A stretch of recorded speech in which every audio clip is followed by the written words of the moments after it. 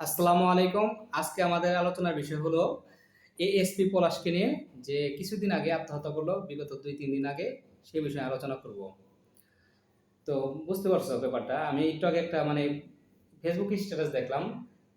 মানে যে এএসপি পলাশ বিয়ে করার পর যখন হানিমুনে গেল আরকি, তখন ওই উনার মা ওদের সাথে গেছিল। উনি তো একটা খারাপ মহিলা, এর জন্য সাথে গেছিল। কারণ একজন স্বামী স্ত্রী মানে একান্ত সময় কাটানোর জন্য হানিমুনে যায়, সেখানে মা যাবে কেন? তাহলে উনি খারাপ মহিলা। জিনিসটা ভাবাই যায় না, কল্পনার বাইরে। আর এই ক্ষেত্রে আমার মনে হয় যে ওই মহিলার দোষ, মহিলার তো পুরোপুরি দোষ, কারণ সে মানে মার যে একটা স্থান সে জায়গাটা রাখে না। আর আমি যে এসপি সাহা মারা গেছে, মানে পলাশ, পলাশ আমি ওই তারই পুরাটা দোষ দিই। সে নিয়ন্ত্রণ করতে পারে নাই, না বউরে পারছে না মায়ের পারছে।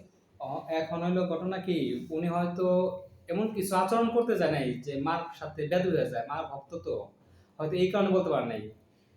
তবে দোষ পুরো ছেলেরই, কারণ ছেলে নিয়ন্ত্রণ করতে পারে নাই, এক হিসেবে আত্মহত্যা করে ভালো হয়েছে। শুনো, মা মার জায়গায়, মা মার জায়গায়, বউ বউর জায়গায়। মা হলো তার গর্ভধারিণী, আর বউ বউ তার জীবন সঙ্গী। তাহলে দুইজনেই তার সমানভাবে দেখতে লাগবে। তাহলে তার মায়েরই খালি দেখবো, বউরে দেখবো না, এটা তো কোনো কথা না। না, বলে দেখে তো, ওই যে ওনার ওয়াইফ যে ইন্টারভিউতে বলতেছিল যে আমার স্বামী আমাকে অনেক ভালোবাসে। তা আমার কথা, স্বামী যদি তোকে ভালোবাসে এটা তুই অনুভব করতে পারস, ঠিক না? তাহলে স্বামীকে মানসিক টর্চারটা দিল কে, প্যারাটা দিল কি কারণে? এক মিনিট, আরেকটা কথা কই।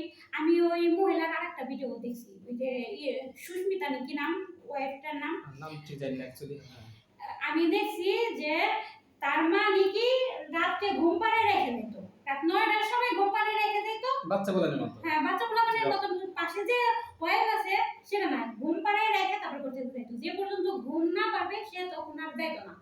আবার মাঝে মাঝে এসে দরজা নক করেও জিজ্ঞেস করতো যে ছেলে ঘুমাইছে কিনা, বা এই করছে নাকি, কি কি করতো। জঘন্য ব্যাপার। তাহলে তাহলে ওই তারা স্বামী স্ত্রী তারা কি অবস্থায় আছে, তাদের কাপড় চুপুর কি অবস্থায় আছে, সে স্বামী স্ত্রী তো বুঝোই। হ্যাঁ, বুঝতে পারছি। তাহলে ওই সময় যদি তখন ওই মা এসে ই করে না গেলা, তাহলে ওই সময় কি ছেলের কিছু বলার নাই যে মা আমি এখন বড় হয়ে গেছি, আমার ওয়াইফ আছে, স্বামী স্ত্রী তো তোমরাও ছিল।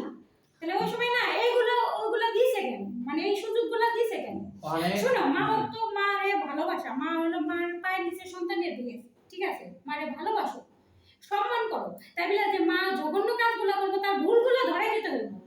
তুমি তো এটা ভুল বোঝো, এইটাই তুমি বড় ভুল বুঝে ছিল। বুঝে তার ভুলগুলো ধরাই দাও, তাইলে তো এই হয়। আরেকটা কারণ হতে পারে, দেখা গেল ওই যে আপনি একটা কথা বললাম না এর আগে, যে ছেলে ভুল ধরা নাই কি কারণে, কারণ সে ভুল ধরতে গেলে সে হয়তো রিয়্যাক্ট করতো, ওভার রিয়্যাক্ট করতো।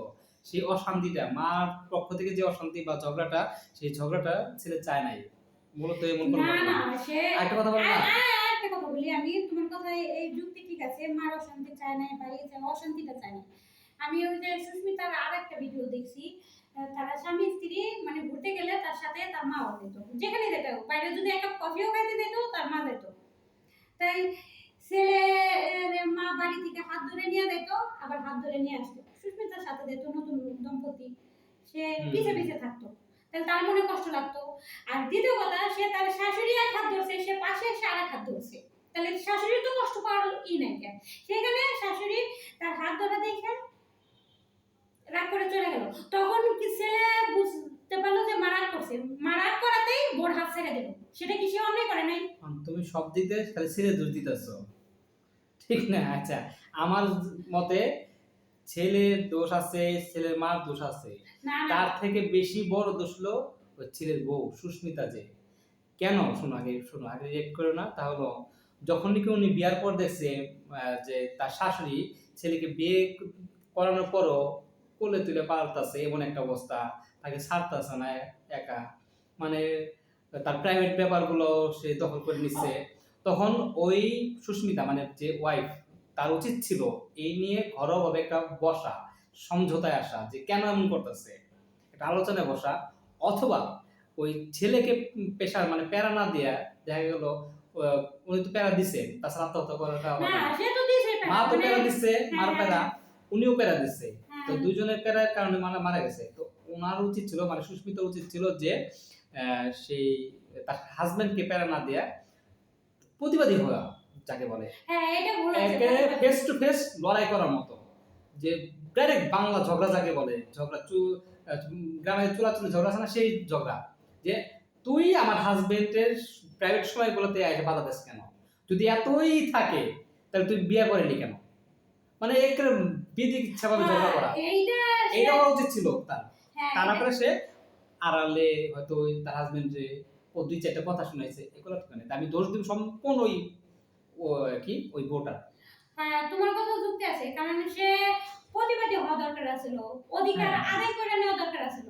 সম্ভবত আমার ডাইরেক্ট খারাপ ভাষায় বলুক, ভালো ভাষায় বলুক, বলা উচিত ছিল যে আপনি আপনার ছেলে নিয়ে থাকেন, আমি চলে গেলাম। অথবা বলা উচিত ছিল আপনার ছেলে নিয়ে এখানে করেন, আমাদের কি প্রায় সময় নাই, আমাদের কি ঘোরার প্রয়োজন নাই, আমি হানিমুনে যে আপনি এসেছেন কোন গাছ কাটার লেগে, না না এটা বলা উচিত ছিল না।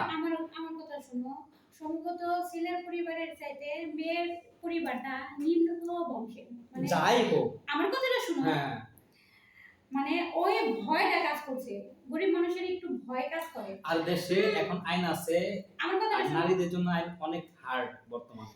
সবার তো এই না যে সে সাহসটা পায় না, বয়স কম, ওইগুলা পায় নাই, সে মনে করছে তার স্বামীরে বললে সমাধান হয়ে যাবে। সে ভুল করছে, প্রথমত ভুল করছে, সে তার শাশুড়ি অন্যায়গুলো করছে, শাশুড়ির সাথে প্রতিবাদী হওয়া, এই ব্যাপারে দেখতো যে স্বামী তার সাথে খারাপ আচরণ করে কিনা, যদি করতো তাহলে দেখা যেত সে সংসার ছেড়েই চলে যেত, যেখানে আর সংসার করার মতন অবস্থা না। সেই পথে সে জানে, সে গেছে চিরাচরিত যে নারীর স্বভাব, যে কেটর কেটর কেটর কেটর করা, মহিলাদের যে অভ্যাস, স্বামীর সাথে অনবরত ঝগড়া করা বা যে কোনো মানসিক অশান্তি বা যে কোনো সমস্যার কারণে স্বামীর মাথা খুলে থাকা, স্বামীর অশান্তি দেওয়া, মানসিকভাবে প্যারা দেওয়া, স্বামীর মাথা খাওয়া যাকে বলে আমরা, সেই কাজটাই উনি করছে। উনি আমার কথা, আমার স্বার্থে যখন আঘাত লাগে, আমার ব্যক্তিগত স্বার্থে, সেই স্বার্থটা যদি আঘাতটা যদি ভয়ানক রূপ ধারণ করে, আমিও ঠিক ভয়ানক রূপ ধারণ করে প্রতিবাদ হবো, এটাই মূল উদ্দেশ্য থাকা উচিত। মহিলারা এটা করে না, মহিলারা করে অন্যটা, যেটা নাকি অশান্তিমূলক, সংসার সমাজে বা সংসারে অশান্তি লেগে যায় এমন কিছু করে মহিলারা বুঝে না। সুস্মিতা মেয়েটা এটা ভুল করছে যে তার স্বামীর সাথে মানে কেটর কেটর করে বা অশান্তি করে, সে এই অশান্তিটা তার স্বামীর সাথে না করে তার শাশুড়ির সাথে করা দরকার ছিল, প্রতিবাদী হওয়া, যে আপনি খবরদার ফাদার আর এরকম করবেন না, যে আমার ব্যক্তিগত লাইফ নিয়ে আপনি এরকম করবেন কেন। ছেলেটা মারা গেছে, ছেলেটা চিঠি লিখে গেছিল যে আমি মা ও স্ত্রীকে কাউকে সুখী করতে পারলাম না, এর অর্থ তার মাও তাকে জ্বালাইছে, তার স্ত্রীও তাকে জ্বালাইছে, যার কারণে উনি এই কথাটা বলে গেছে। তবে সব দিক বিবেচনা করা বা তাদের কথাবার্তা শুনে বা তাদের ইন্টারভিউ আমরা যে দেখছি, যেগুলো দেখে বোঝা যাইতেছে স্পষ্টভাবে যে এখানে মা বেশি দায়ী, 100-এ 70% দায়ী হলো মা। না না 100-এ 99% দায়ী মা, সে সব ব্যাপারে না করে, সব ব্যাপারে শুরুই করছে, এই ঠিক আছে, শুরুই করছে। সে তার স্বামীর এক গ্লাস পানি দিলে সে আরেক গ্লাস পানি দিয়ে দাঁড়ায়, এই তো তাহলে ওই অসহায় ছেলে যে মারাটা গেছে, যারে আমি বলি কাপুরুষ, মানে সে প্রতিবাদী করতে পারে না, যে একজন পুরুষ মানুষের যা করণীয় সে সেটা করতে পারে না, সে ওই মারে কষ্ট দিব না বউরে কষ্ট দিব, এইরকম মনের ভিতরে একটা ইয়ে আছে, মারে কষ্ট দিবে, কনফিউশন আছে, মানে কষ্ট চাই না মার সাথে বেয়াদবি করবে। ঘটনা লই শুনো, সন্তান যখন ভুল করে, যখন একজন মা সন্তান লালন পালন করে, একজন মা যখন তার সন্তানকে বড় করে, তখন সন্তান যদি ভুল করে তখন সন্তানকে সে মার দেয়, বকা দেয়, বুঝায়, যেভাবে হোক তারে ভুল পথ থেকে সঠিক পথে আনে। তেমনি যদি মা বাবাও ভুল করে তখন সন্তানের উচিত তাকে বুঝানো। মা বাবাকে তো রাগান্ন ভাবে কোনো কিছু বলা যাবে না, কারণ ওইটা বললে আল্লাহর আদেশ পিছে কাটে যাবে। সেক্ষেত্রে কি মারে বুঝাইতে হইব যে মা তুমি যেটা করতেছো সেটা অন্যায়, তুমি আর 10টা ঘরে যায় দেখো এরকম। যাই হোক, এখন ভিডিও শেষ করে দিন, আলোচনা করে আমরা কিছু সমাধান করতে পারবো না, তবে ওনার মা যে ভয়ানক একটা ডাইনি ছিল, আমি ডাইনি বলবো, তা ওনার কথাবার্তা বা আচরণ বা ইন্টারভিউতে বোঝা যাচ্ছে যে ওনার ছেলে হারানো যে মা, উনি সমানে খাইতাছে মাথায় ওনার একটা ভিডিও দেখছি, উনি সম্ভবত ভুল দেখলাম কিনা, ওনার একটা ভিডিও দেখলাম যে উনি করতেছিল, ওনার হাতে খাবার প্লেট ছিল, ওই অবস্থায় ইন্টারভিউ দিচ্ছে কোনো একটা ইউটিউবারে। আর তাছাড়া আরো কয়েকটা ইন্টারভিউ দেখছি, উনি বেশ গোছানো ছিল, কাপড় চোপড় চুল টুল গোছানো ছিল, চুল বাঁধা ছিল। তো একজন ছেলে হারানো মার ইন্টারভিউ ওইরকম হয় না।